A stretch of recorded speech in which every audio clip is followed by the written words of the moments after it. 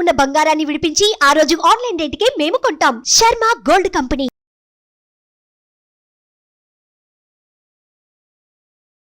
నమస్తే, welcome to Suman TV. నేను మీ యామ్ని. మనకి ఆగస్టు 16 నుంచి 31 వరకు అసలు 12 రాశుల వారికి సంబంధించిన మంచి చెడు ఏ విధంగా ఉంటుంది, ఈ విషయాలు మనకి తెలియచేయడానికి ప్రముఖ జ్యోతిష పండితులు బ్రహ్మశ్రీ నందిబట్ల శ్రీహరి శర్మ గారు ఉన్నారు. గురుగారితో మాట్లాడి ఆ విషయాల గురించి అడిగి తెలుసుకుందాం.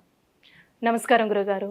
వాగర్థావివ సంపృక్తౌ వాగర్థ ప్రతిపత్తయే జగతః పితరౌ వందే పార్వతీ పరమేశ్వరౌ. సదాశివసమారంభాం శంకరాచార్య మధ్యమాం అస్మదాచార్య పర్యంతం వందే గురు పరంపరాం. ఆదిత్యాయ చ సోమాయ మంగళాయ బుధాయ చ గురుశుక్ర శనిభ్యశ్చ రాహవే కేతవే నమః. శృంగేరి పీఠాధిపతులకి, కంచి పీఠాధిపతులకి నమస్కారములు తెలియజేసుకుంటూ కార్యక్రమాన్ని ప్రారంభిద్దాం. గురుగారు, ఇప్పుడు ఆగస్టు 16 నుంచి 31 వరకు అండి అసలు కర్కాటక రాశి వారికి ఏ విధంగా ఉంటుంది? 16వ తారీఖు నుంచి 37వ తారీఖు వరకు కర్కాటక రాశి వారికి ఏ విధంగా ఉండబోతుందో తెలుసుకునే ముందు గ్రహ సంచారం తెలుసుకుందాం. రాశి నుంచి 2వ స్థానంలో రవి, బుధ, శుక్రుడు, తృతీయంలో కేతువు, 9వ స్థానంలో రాహు, శని అష్టమందు వక్రీకరించి ఉండడం, అలాగే లాభస్థానమందు గురు, కుజుల యొక్క కలయిక, గ్రహాల సంచార ప్రభావము, అలాగే దైవానుగ్రహం సంపూర్ణంగా ఉన్నటువంటి కారణం చేత గత 15 రోజుల్లో ఏర్పడినటువంటి ఇబ్బందులు అనేటువంటివన్నీ కూడాను అధిగమించి చక్కటి ఆనందదాయకమైనటువంటి పరిస్థితిని ఈ యొక్క కర్కాటక రాశి వారు పొందుతానని చెప్పవచ్చు. గత 15 రోజుల్లో చాలా ఇబ్బందులు ఎదుర్కొన్నారు కదా, వాటికి ముగింపు దశగా ఈ యొక్క 16వ తారీఖు నుంచి 31వ తారీఖు వరకు ఉంటుందని చెప్పవచ్చు. అంటే ఎన్నో సమస్యలు ఎదుర్కొన్నప్పటికీ ఆ సమస్యలకి పరిష్కారం అనేటువంటిది ఈ 16 రోజుల్లో మీకు గోచరమవుతుంది. ముఖ్యంగా రియల్ ఎస్టేట్ రంగంలో ఉన్నటువంటి వారికి, ఎఫ్ఎంసీజీ రంగంలో ఉన్నటువంటి వారికి అధిక ధన రాబడి, అలాగే ముఖ్యంగా పెట్టుబడి పెట్టినటువంటి విధంగా వాటికి మంచి స్థాయి అనేటువంటిది కలుగుతుంది. సకాలంగా నిర్ణయాలు తీసుకోవడం, తద్వారా మంచి అభివృద్ధిలోకి భవిష్యత్తులో వెళ్ళడానికి ఈ 16వ తారీఖు నుంచి 31వ తారీఖు వరకు మంచి సమయముగా చెప్పవచ్చు. ఏది ఏమైనప్పటికీ కూడాను భవిష్యత్ కార్యాచరణకు సంబంధించిన నిర్ణయాలు తీసుకోవడం ద్వారా మంచి స్థితిలో ఉంటారని చెప్పవచ్చు. అయితే ఉద్యోగస్తులకి మాత్రం కాస్త నిరాశ అని చెప్పవచ్చు. ఎందుకంటే ముఖ్యంగా చేసేటువంటి ఉద్యోగంలో మీ యొక్క పనితనానికి ఇంకా తక్కువగా స్థాయి చేసే విధంగా తోటి ఉద్యోగస్తుల మాటలు కానీ, అధికారుల యొక్క ఒత్తిళ్లు కానీ ఉండడం కాస్త ఇబ్బందికర పరిస్థితులు అనేటువంటి చెప్పవచ్చు. ఏది ఏమైనప్పటికీ కూడా నిరుద్యోగస్తులు బాగా శ్రమ పడితే తప్ప మీరు అధికంగా మంచి ఉద్యోగాన్ని పొందలేకపోతారు. అయితే ఇక్కడ ప్రధానంగా కుటుంబంలో ఉన్నటువంటి వ్యక్తుల మధ్య ఉన్నటువంటి ప్రపంచాలు తొలగి కొంత సానుకూలమైనటువంటి వాతావరణం ఏర్పడుతుంది.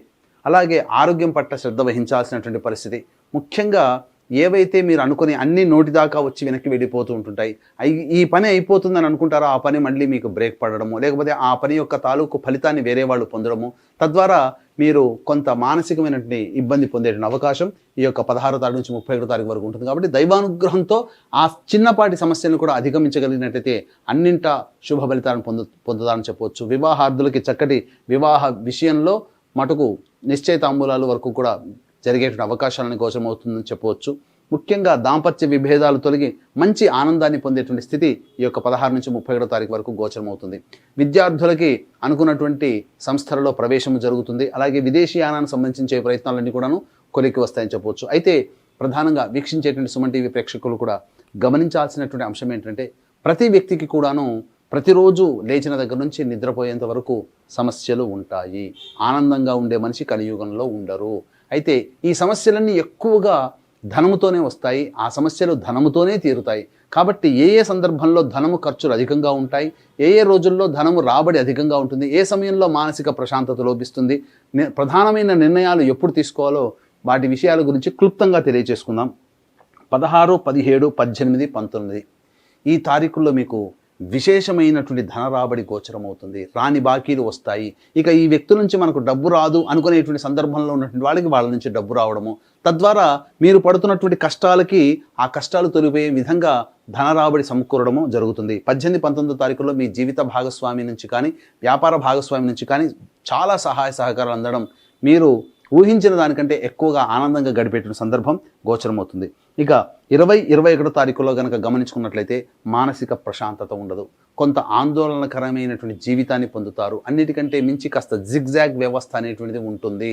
ఇక ఏ నిర్ణయం తీసుకుందామనుకున్నా కూడా కొంత వెనకడుగు వేసే పరిస్థితులే మీకు గోచరమవుతాయి తప్ప పూర్తి నిర్ణయం తీసుకోలేకపోతారు.